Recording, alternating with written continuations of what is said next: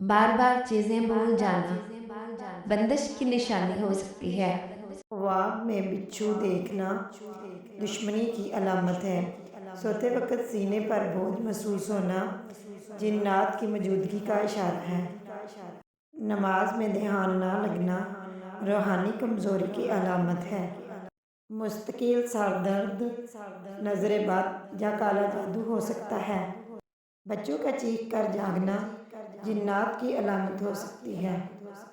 ख्वाब में सांप देखना दुश्मनी या जादू की अलामत है। इबादत में दिल ना लगना रूहानी कमज़ोरी का इशारा है। किसी की तरफ खिंचाव महसूस होना सफली इल्म की अलामत है। ख्वाब में कब्रें देखना नापसंदीदा रूहानी असरात हैं। किसी मकाम पर दिल का घबरा जाना मनफी रूहानी तवानाई का इशारा है। मायूसी और नाउमीदी नज़र बद का असर है। बगैर वजह के रोना मनफी असरात की निशानी है। घर में चीज़ों का गुम हो जाना जिन्नात की मौजूदगी का इशारा है। शादी में बार बार रुकावट जादू या नज़र बद की अलामत हो सकती है। नींद से थक कर उठना रूहानी बीमारी की अलामत है। नींद से थक कर उठना रूहानी बीमारी की अलामत है।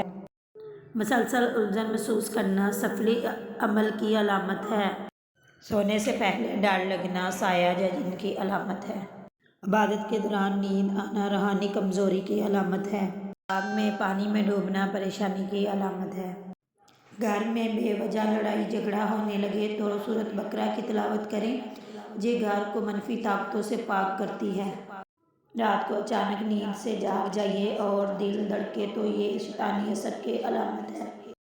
अगर घर में कोई शख्स बहुत ज़्यादा गुस्सा करता हो तो इसे बिस्मिल्लाहिर्रहमानिर्रहीम पढ़ने की आदत डालिए।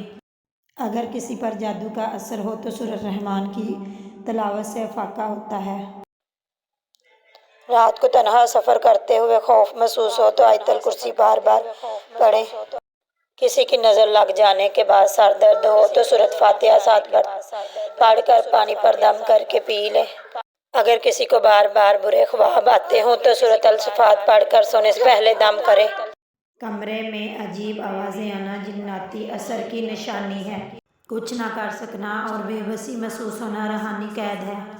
जिस्म पर नीला निशान बन जाना जिन्नाती हमला हो सकता है। शदीद गम और दिल का बोझ रूहानी बीमारी की अलामत है। ख्वाब में काले कपड़े देखना जादू या शैतानी असर की निशानी है। रात को बिल्ली का मुसलसल आना मनफी असरात की निशानी है।